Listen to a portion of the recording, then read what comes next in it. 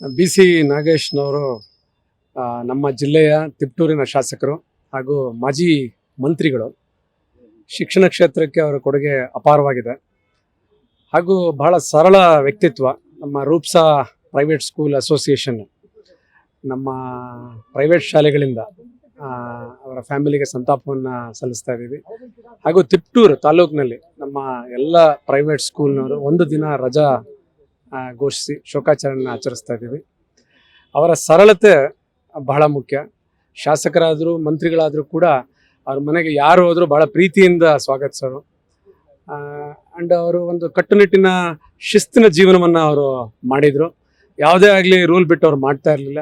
ಭಾಳ ನೀಟಾಗಿ ನಮಗೂ ಕೂಡ ಹೇಳೋರು, ಇದನ್ನು ನೀವು ಪಾಲಿಸಬೇಕು ಅಂತ. ಹಾಗೂ ಯಾವುದು ಕೆಲಸಗಳು ನಿಧಾನಕ್ಕೆ ಆಗ್ತಾ ಇತ್ತು ಅದನ್ನೆಲ್ಲ ಶೀಘ್ರಗತಿಯಲ್ಲಿ ಮಾಡುವಂಥ ಒಂದು ನಿರ್ಧಾರವನ್ನು ತಗೊಂಡಿದ್ರು. ಇದು ನಮ್ಮ ತುಮಕೂರು ಜಿಲ್ಲೆಗೆ ಒಂದು ಅಗಾಧ ತಂದಿದೆ. ದೇವರು ಅವರಿಗೆ, ಭಗವಂತ ಅವರ ಫ್ಯಾಮಿಲಿಗೆ ಒಂದು ಶಕ್ತಿಯನ್ನು ತುಂಬಲಿ. ಅವರ ಒಂದು ಏನು ಶೂನ್ಯತೆ ಒಂದು ಕ್ರಿಯೇಟ್ ಆಗಿದೆ ಇವತ್ತು ನಮ್ಮ ಜಿಲ್ಲೆಯ ಲೀಡರ್ಶಿಪ್ ಇದರಲ್ಲಿ. ಇವತ್ತು ಕೂಡ ನಮ್ಮೆಲ್ಲರೂ ಅವ್ರನ್ನ ನೆನೆಸ್ಕೊತಾ ಇದ್ದೀವಿ. BC ನಾಗೇಶ್ ಅವರ ನಿಧನ ನಿಜವಾಗ್ಲೂ ಕೂಡ ಈ ಜಿಲ್ಲೆಗೆ ತುಂಬಲಾರದ ನಷ್ಟ ಅಂತ ಭಾವಿಸ್ತೇನೆ. ಯಾಕೆಂದರೆ ನಾನು ರೂಪ್ಸಾ ರಾಜ್ಯಾಧ್ಯಕ್ಷನಾಗಿ ಅವರು ಸಚಿವರಾದಂತಹ ಸಂದರ್ಭದಲ್ಲಿ ನನ್ನ ಜೊತೆಯಲ್ಲಿ ತುಂಬ ಒಡನಾಟ ಇತ್ತು. ಅವರು ಜೊತೆಗೆ ಸರಳ ಸಜ್ಜನಿಕೆ ಸ್ವಭಾವ.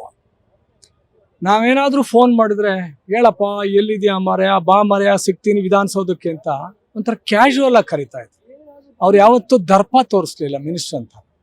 ಆಮೇಲೆ ಏನಾದರೂ ಮಧ್ಯಾಹ್ನ ಟೈಮ್ ಹೋದರೆ, ಊಟದ ಟೈಮ್ಗೆ ನೀನು ಊಟ ಮಾಡಿದಲ್ಲಿ ನನ್ನ ಜೊತೆಲಿ ಹೋಗ್ಬೇಡಪ್ಪ ಆಚೆಗೆ ಅಂದರೆ, ಆ ತರಹದ ಸರಳತೆಯ ಮಿನಿಸ್ಟ್ರನ್ನ ನನ್ನ ಅನುಭವದಲ್ಲಿ 3-4 ಜನ ಮಿನಿಸ್ಟರ್ ನಾನು ನೋಡಿದ್ದೇನೆ ರಾಜ್ಯಾಧ್ಯಕ್ಷನಾಗಿ. ಅಂತಹ ವ್ಯಕ್ತಿನ ನಾನು ನೋಡಲಿಲ್ಲ.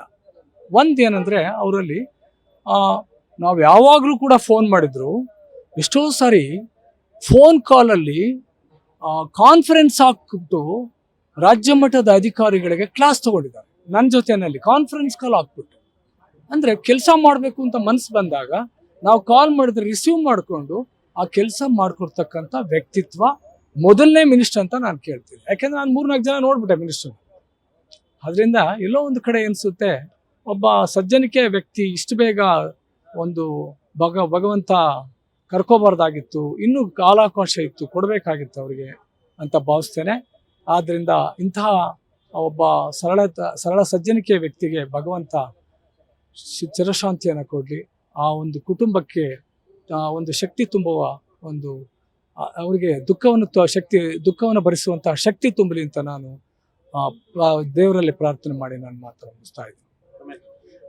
ಡಾಕ್ಟರ್ ಹಾಲ್ನೂರ್ ಎಸ್ಲೆ ಪಕ್ಷ್, ರಾಜ್ಯಾಧ್ಯಕ್ಷರು, ರೂಪ್ಸಾ ಕರ್ನಾಟಕ, ಬ್ಯಾಂಗ್ಳೂರು.